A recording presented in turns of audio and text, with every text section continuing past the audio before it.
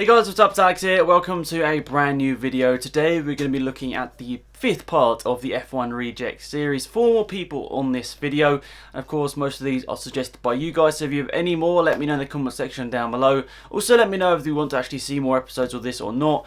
I don't want to continue the series going on and on and on, but if you guys are still enjoying it, please let me know in the comment section down below. So first up we have an American driver who raced in Formula 1 for only about 2/3 of a season, but he's actually quite well known and actually won quite a lot of championships in his time, or races especially, and that is Michael Andretti. So the son of Mario Andretti entered Formula 1 after some impressive years in the IndyCar Championship and actually winning a championship in that series. He went on to race for McLaren in 1993. His teammate that year was Ayrton Senna, of course a massive legend of Formula 1, but Andretti was absolutely demolished by the Brazilian for the season that they had together.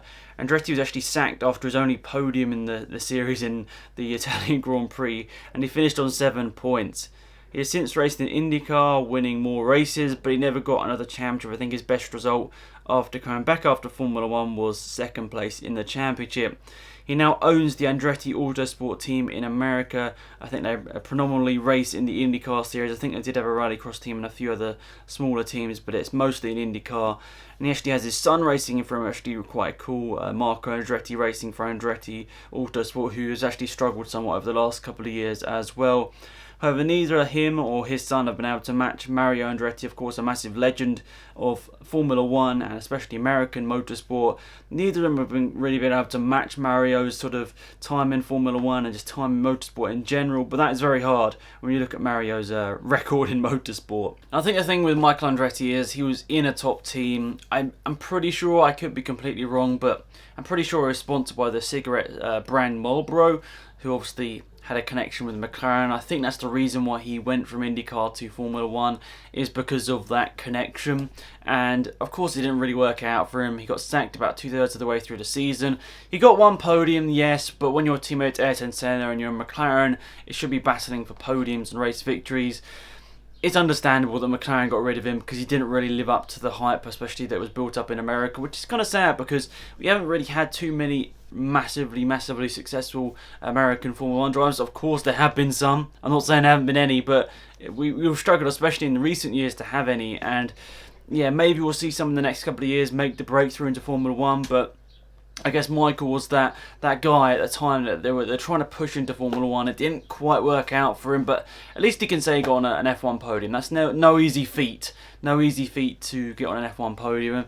I think personally they should have let him go to the end of the season. I mean, he just got a podium, for goodness sake. Like, I think you should just at least let him stay to the end of the year and then make a decision, but F1's a cutthroat world, and he only scored 7 points over the year, so it's understandable, especially when his teammate Ayrton Senna was like 10 times that. Next up, we have got a more modern-day Formula 1 driver, and until obviously Van Dorn came to the sport, I think one of the few only Belgian drivers that got into Formula 1, and that is Jrme D'ambrosio. So Jrme actually had quite a lot of promise in his early single-seater career, winning titles.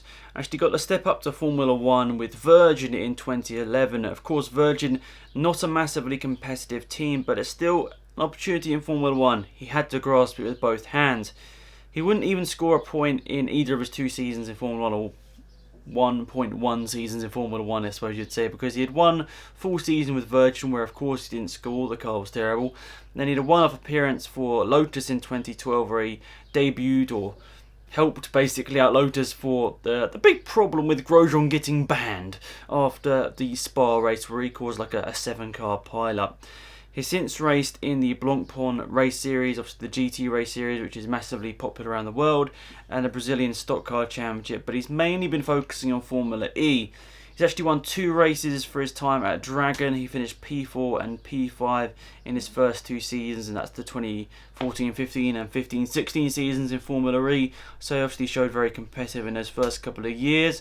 However, over the last couple of seasons he's really struggled. He got actually a podium in the Zurich race recently. I think as of recording that's still under threat. I think they're still looking at some sort of violation there, but he's definitely picked it up in that Zurich race, but unfortunately in the 16-17 and 17-18 seasons, D'Ambrosio struggled. The Dragon car hasn't been particularly good, and D'Ambrosio's really struggled to get anything out of the car, and he's definitely saying, I suppose right now, as we say this right now, his seat is under threat for Season 5, where the next generation, Gen 2 Formula E car will be used. So, I mean, I'll keep my fingers crossed. I think D'Ambrosio is good enough to be in that car next year, or in a team in Formula E, but I don't know, are Dragon going to give up and maybe go somewhere else? Who knows? As a massive Formula E fan, I think that D'Ambrosio is incredibly talented. As with his teammate Jose Maria Lopez as well, they just both had a really bad car the last couple of years. I mean, D'Ambrosio didn't. Sorry, not D'Ambrosio. Lopez didn't always race for them. He sort of joined this season, but you know what I mean. The Dragon car for the last 2 seasons in Formula E hasn't been particularly good, and obviously with D'Ambrosio in Formula 1, he was never really given a fair opportunity. The 2011 Virgin car was pretty terrible, and of course he had the one-off opportunity in 2012. I think that was the Italian Grand Prix. But when you've had not much experience in the car, sort of stepping in, even though the car was quick, probably good enough for points, it was always going to be a hard task. I think he finished like P12, P13 on that day, so not that far away from points. But I think actually still worse than some of his Virgin results actually. But the fact that he could get a Virgin car up to like P12, P13 shows a lot. I think D'Ambrosio is an incredibly talented driver who should be sticking around in Formula E in my opinion. But we'll see whether any team sort of retains him for next year. Next up, we have got a Portuguese driver who raced in Formula 1 for 2 years for Jordan, and I think, was it Midland F1 for 2006? He basically raced for 2 seasons in Formula 1, and that is Tiago Monteiro. So Tiago Monteiro progressed through the junior formula without really winning any titles. He actually finished 2nd place on many occasions, which must be very frustrating, but he never actually got the title. He raced in Formula 3000, Kart in America, and a World Series by Nissan. I think he finished 2nd place in the World Series by Nissan before making the step up to Formula 1 with Jordan in 2005. He actually got a podium in the infamous USGP in the 2005 season where only 6 cars started. But saying that, he was best of the rest in terms of he finished behind 2 Ferraris on that occasion, which isn't too disappointing. Yes, he was like a lap behind, but we'll skirt over that issue. He would go on to only score 1 more points finished in Formula 1 after that, and after 1 full season with Midland where he didn't score a single point, he decided to go elsewhere for the next couple of years of his career. After that, he has raced in the World Touring Car Championship. For a lot of time that was with the Seat team, but most recently with Honda. He actually finished P3 in the 2016 Championship, and I think most people agree he's now one of the best touring car drivers out there. And unfortunately for him, he had a big accident about halfway through the 2017 season, which severely damaged some parts of his head and brain, I think it is, and he hasn't actually completed a race since, but it does look like hopefully we'll see him back out in a car by the end of this year. Now, people like Tiago Monteiro, they were sort of pushed into Formula 1, I guess, through maybe a sponsor or whatever, and they never really had a competitive car. The Jordan was okay in 2005 on some occasions. Of course, they got that lucky podium. One of the worst, but strangest races at the same time, the USGP in 2005.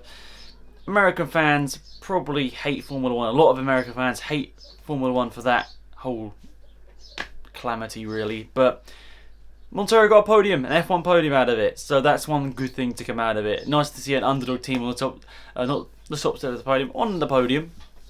But yeah, at the end of the day, it was a farce. It was a farce. Let's be honest, he maybe was good enough to get a podium in a good car, but definitely didn't deserve it in a Jordan.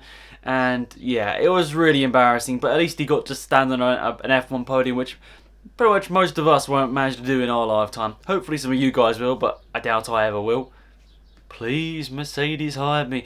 But yeah, basically, he was a very talented driver, didn't really have the machinery underneath him in Formula 1, has since raced in the Touring Car Championship, which he's pretty competitive in, and especially the last couple of years, I think he's now one of the more mature figures in the sport, and he's managed to really secure himself as one of the biggest names in the sport. It's WTCR this year as well, but unfortunately for him, he had that big accident which has sort of ruled him out, and hopefully we'll see him back in a car, but it's looking tough. It's looking tough. It's like, brain injuries, head injuries, all that sort of stuff. You've got to take seriously. You can't just jump back in a Formula 1, not Formula 1 car. Maybe he wished that, but even a World Touring car, you can't just go step back in that.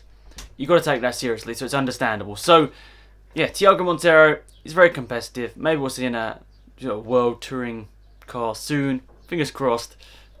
But yeah, good driver. unfortunately didn't really make it in Formula 1. So next up is the Russian Vitaly Petrov, and there weren't too many Russians in Formula 1 actually. Well, I think Petrov might have even been the first Russian in Formula 1, please correct me if I'm wrong, but I think Petrov and Kvyat and now Sorokin, there's sort of been a flurry of actually somewhat decent Russian drivers over the last couple of years, and I think Petrov maybe was one of the ones that started that, but please correct me if I'm wrong, there might have been a Russian driver before that, it doesn't spring to mind. So despite what many people might think, Vitaly Petrov actually had a really strong junior formula, and he finished top 3 in quite a few championships before finishing P2 in the 2009 GP2 series, only behind Nico Hülkenberg, who we all know is a very talented driver now racing for Renault in Formula 1. Petrov went on to race in Formula 1 between 2010 and 2012. He'd raced for 2 seasons in the Renault/Lotus team, then raced for Caterham in 2012. His best result was actually a podium in the 2011 Australian Grand Prix where he finished P3. He actually finished P10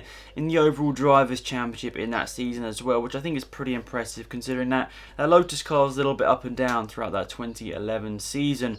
Of course, when you go on to race with Caterham in 2012, that was never going to be the easiest of things, and he didn't manage to score a point with them. But I think Petrov actually did manage to help Caterham beat Virgin in the championship that year, which was pretty impressive.